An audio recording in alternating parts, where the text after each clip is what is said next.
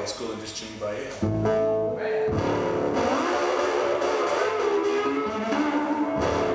Works.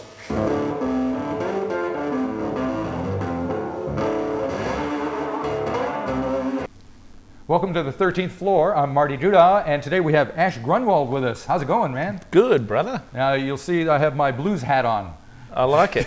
Because we've been talking about the blues as we've been setting up to record this, and I have a pile of Howlin' Wolf albums. Which got me very, very excited. Yeah, well, that's nothing wrong with that. So let's talk about the blues. Yeah. Howlin' Wolf is someone you hold near and dear to your heart, I assume? Absolutely. I think Wolf is probably the one that I'm most fanatical about. Probably Howlin' Wolf and Son House. I love them all. Yeah. You know, I love Muddy and you know, Robert Johnson and a whole lot of other characters. But Wolf and Son House to me were really delta-y and really soulful and really belted it out. Yeah. And you know, in my own music, I've been striving to mix it up a lot and do different things to that. But that's my first love and probably my deepest love is that kind of music. And at some stage, I don't know when it is, but I will do an album that's just hardcore, just delta, you know, belting it out. But because I just love it so much. How did you get first exposed to those guys? You know, it's kind of an embarrassing thing to say, but you know, we were just doing our post-gig YouTubing, and we've been going over a lot of blues stuff. Me and my sound guy Kev. Yeah. He's a young fella getting into different blues stuff, which really it's inspiring me as well to go back over the old stuff. And I pulled up the old Crossroads movie starring the Karate Kid. Right. Basically, just a Karate Kid theme or storyline, just transplanted to blues and blues mythology. And quite cheesy in a lot of ways. The most epic soundtrack you've ever heard. Right. And, you know, just hearing all that Ry Cooder's slide playing, you know, and all of the deep kind of Mississippi singing in the bars and in the background scenes and whatnot, that really influenced me. I was about 12 when I got into that. And it touched me so deeply. And I got onto this thing, you know, like the more soulful, the better, you know, the more down home the better, and that's no matter what I've done musically, that's always stayed there in the background. Right. It's amazing that a film like that would have that impact, because I remember when it came out, I'm a bit older than you obviously, and you know, people who were into the blues at that point were going, oh, you know, what are they doing putting this movie out with this guy, and they're trying to make it, you know, Robert Johnson, it's not authentic. Yeah, it's, this is, you know, cheesy. Yeah. But there you go. I mean, that shows how that stuff gets picked up by somebody who's 12 years old, who's just going to the movies. Yeah. And suddenly, you know, years later, they're playing Howlin' Wolf songs. Yeah, and you know, at the time, you know, I knew it was cheesy too, and I was laughing at the cheese, but I still held up a tape recorder to the TV and recorded every little scene, and then that was my little, I'd listen to that when I was going to sleep, and it just got into the all that beautiful, you know, Ry Cooder playing a Telecaster and a Strat with tremolo on the guitar, and all those things, they just got into my, you know, my soul. And you know, then later when I could, you know, afford it, I bought the soundtrack, but that wasn't as good as the music that was played on the actually in between every scene and everything. Yep. And you know, that's where the story comes through too, apart from the cheesy, you're going to hell, Willie Brown, you know, kind of stuff. All right, so we're talking about Howlin' Wolf. You're going to do a Howlin' Wolf song for us, right? Yes, I'll probably do. It's probably my favorite Howlin' Wolf song. It's called, I recorded it on my second album. It's called, I called it How Many More Years, and I'm sure it has been called How Many More Years. It has the lyric How Many More Years, but recently I saw it called Going Upstairs. Right. Because there's another song that he does, a more famous song that he does called How Many More Years. So I really like how the blues guys also used to just re-record songs all the time, change them, and they would have recorded some of their hits 20 times on 20 different... John Lee Hooker was notorious for that. John Lee Hooker never... He signed with like 15 labels at the same time, recorded the same song. What was his name? Slim something else on some other record label. I love that. But they got to do that, and I'm like, I wish I could get to do that. You can't really do that these days very much. I've done a little bit of that, re-recording songs, but it'd be fun. Yes. All right, well, let's give a listen to your version of Howlin' Wolf's Going Upstairs, or How Many More Years, or whatever we want to call it, and we'll come back and talk some more. Cool.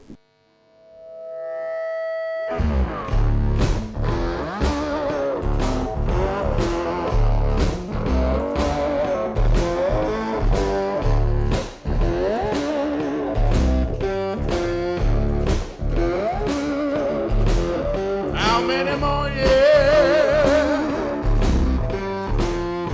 are you gonna wreck my life?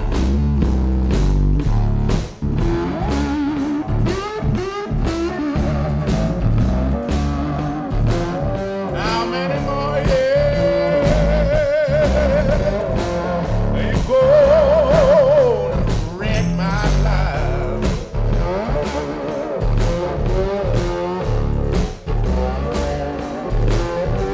On the way you're going, baby, it's gonna wreck my life.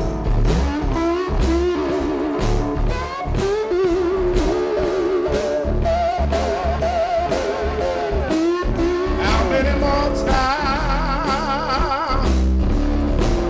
you gonna treat me like you do?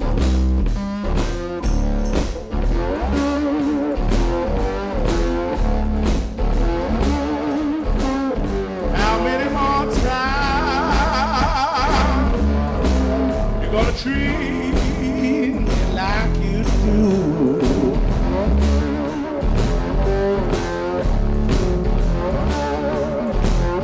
You took all of my money, most of my loving too.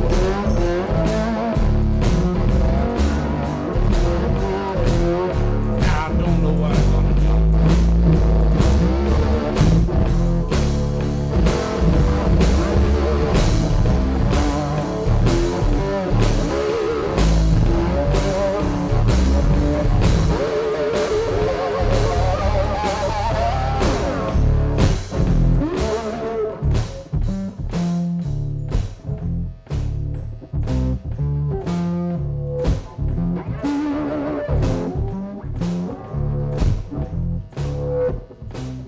I know I'm on the grave,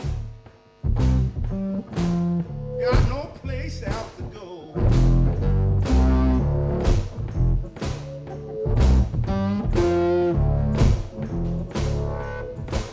I know I'm on the grave,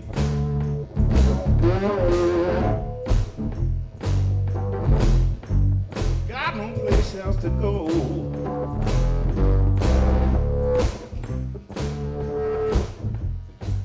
You got yourself a youngster, and you can't stand me no more.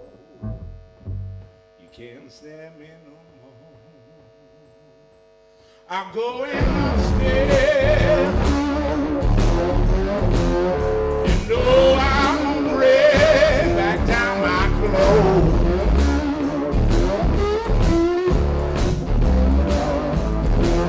I'm going upstairs.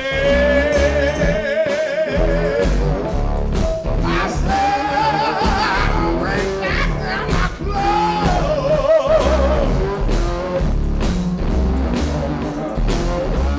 Not where I'm going, baby. No, nobody know. Don't nobody know.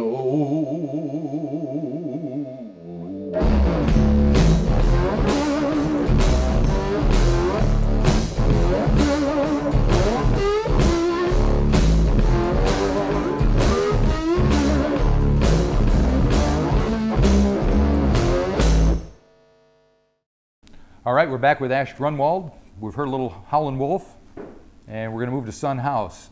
As I mentioned to you when we were talking, my hometown of Rochester, New York is where they found Sun House. So maybe you can tell people a little bit about Sun House and his legacy and legend. He's not as user-friendly as Robert Johnson, and I can see how you could say Robert Johnson almost sparked rock and roll because he organised the blues into this really neater package, and it was a lot more listenable to a wide audience, and then to turn into rock and roll and different things. I can see how that ancestry would be there. Son House was a lot rougher. Yeah. And also, by the time that we heard a lot of his stuff, I just read this last night. He had frostbite too. Really? Yeah. And well, it gets cold in Rochester, I'll tell you. Yeah, and he couldn't use his hands properly. Yeah. And, you know, for people who don't know, they found him in Rochester because a 22-year-old dude found a lot of those guys, Skip James and a lot of others. But it was he'd been a mid-60s, janitor. wasn't it? Yeah, but he'd been a lift operator and a janitor and different stuff. He hadn't played. He had to sort of, that was radical for me. He had to get reminded a lot of his songs too before he, you know, when they rediscovered him and he went out to Europe and this and that.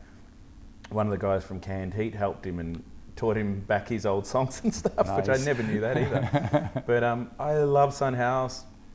Firstly, I love how he sings, him and Wolf, you know, when they were touring around in the Delta, you know, in juke joints, they had no PA or anything. So you played a national steel because it was loud, and you sang loud. Yeah. And those were the guys who got gigs who could do that. Yeah. And Son House is a perfect example. But also there's a very special thing that I love about Son House, that he's caught between the Lord and the devil the whole time.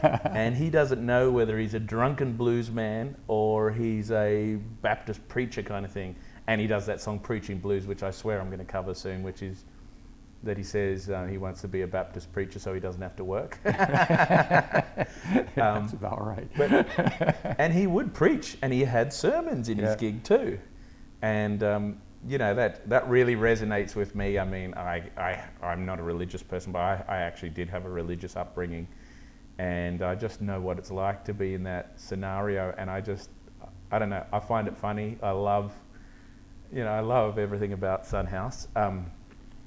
It was for people who want to check it out on YouTube, I always try and find the same clip. It's on the Howlin documentary, but I never can find it. But I was looking the other day for it, and then Kev found it. But the one where Howlin is abusing Son House. Right. The first time I saw that, I was scared. You know, it's like 40 years ago. It's on YouTube, and I'm scared. They're watching it. But to see Howlin Wolf saying to Son House, "You done drunk your life away, and that's plumb out of it." And to think, Wolf, you can't do that, say that to Son House. But that also taught me a lot about, I don't think people know that about Howlin Wolf, that he was there at the very start of blues. He learned directly from Charlie Patton. Yeah. And I think that's probably why I like him so much. Because he's not, you know, he played in Chicago and all this and that, but he's not I don't think of him as a Chicago guy, because he still was Delta-y as all hell, even with a six-piece band. And he made his first recordings, or some of his early recordings at Sun, didn't he, before he made it up to... Yeah, with Sam Phillips? Yeah, and Sam Phillips said, this is a really huge call. Yeah. But Sam Phillips said if he had stayed down there with him, he would have been a household name. Yeah. Because he loved him so much, but he went up to Chicago. Yeah, he was a very special, you know, character. I know, you know, over the years... my wife, I've been slowly getting her into blues and whatever, but she and a lot of people, I'd play him Howlin' Wolf and they end up loving Wolf. Yeah. They just don't know about him, you know, he's just amazing. Anyway, I changed the subject back to Wolf again. Back to Son House. So you're going to do a Son House song for us. Yeah. And it's called Death Letter Blues? Yeah, it's going to be I'll probably medley into a few other lyrics. They sort of all mix into each other. All right. Yeah. All right, well, let's check that out, and then we'll come back and talk about your own music for a change. Okay. All right.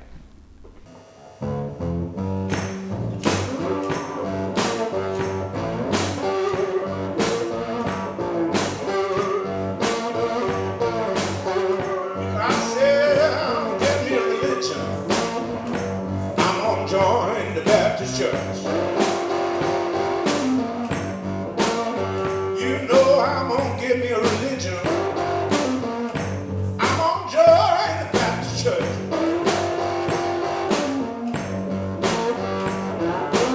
I wanna be a Baptist preacher, so I won't have to worry. You know, he got up and he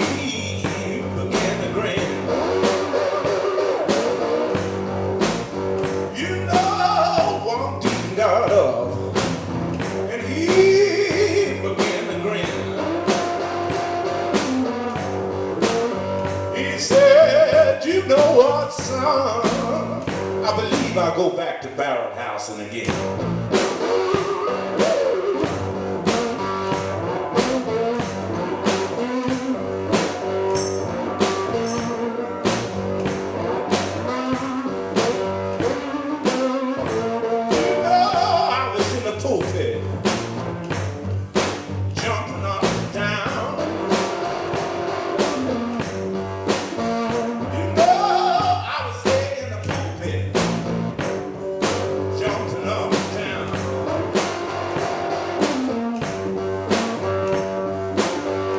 Sister in the corner, singing Alabama.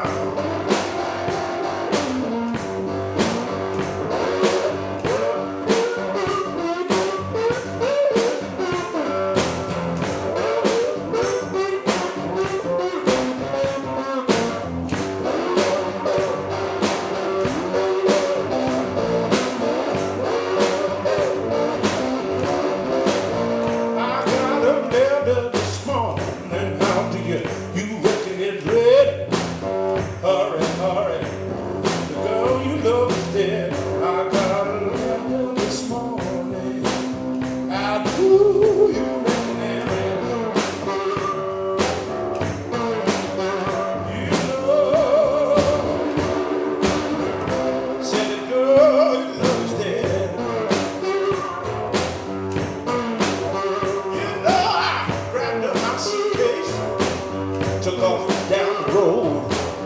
When I got there, she lay on a cool road. I grabbed up my suitcase and I took off down the road. You know, when I got there, she lay on the cool road. Seemed like 10,000 people round the ground. You know, I didn't know I loved her. They let her down. Seemed like 10,000 people standing around there. You know, I didn't know I loved her till they began to let her down. You know, I walked up, got close. I looked down in her face. I said to the good old girl, I see Judgment Day. Walked up close and I looked down in her face. I said to the good old girl, I see you Judgment Day.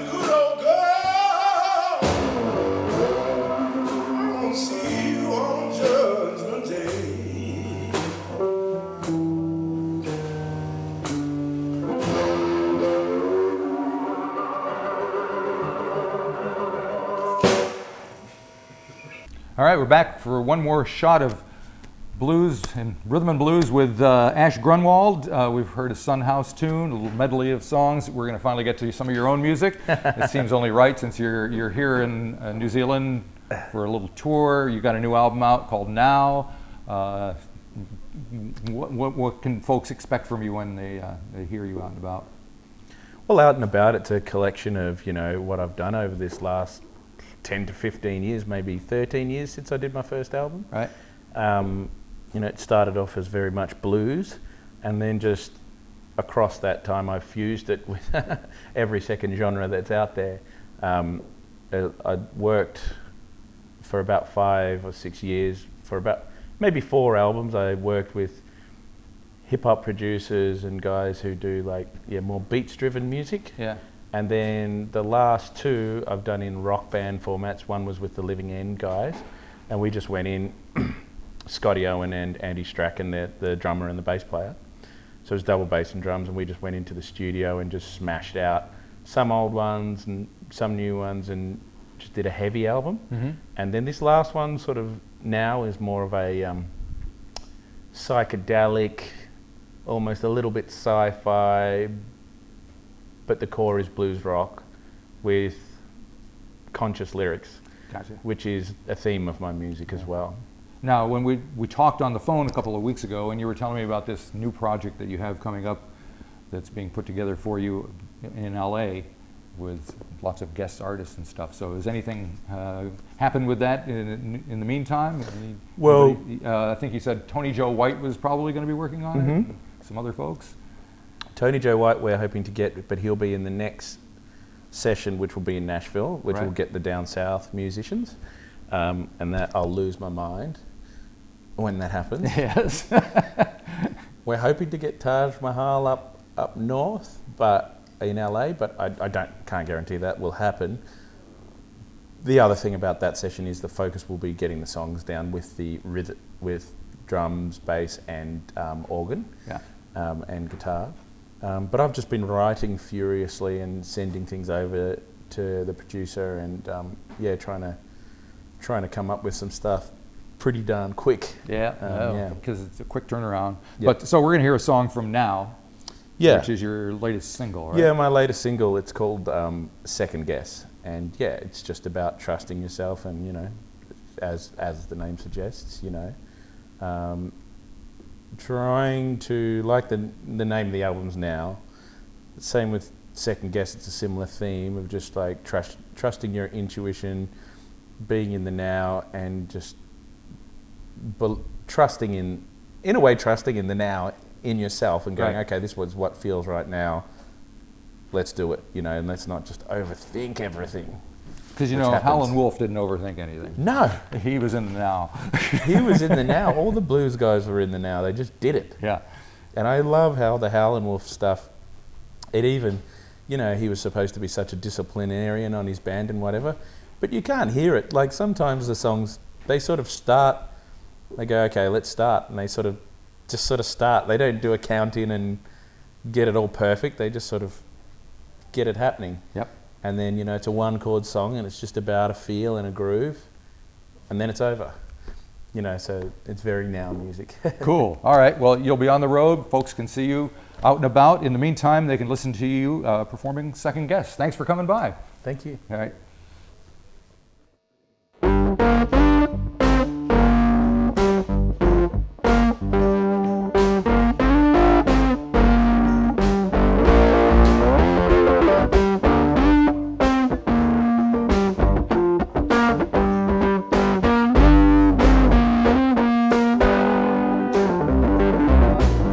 Looking back at the city and the mountain, look at all those flashing lights. You can see the insectoid comings and goings, menial plots, intrigues and lies. Don't you second guess yourself? Don't you disrespect yourself, because you got so. Listen to the syndicate, oh, just how to roll. You got so. Don't let them harm you. You know just how.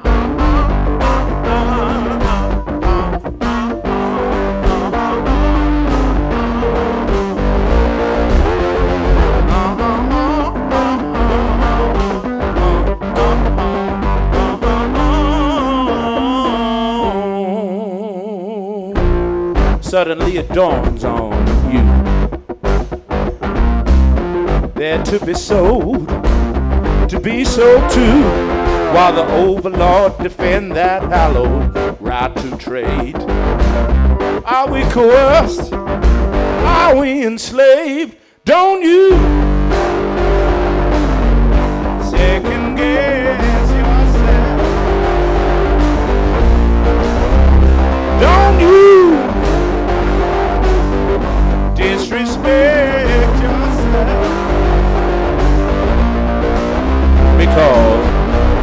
got soul.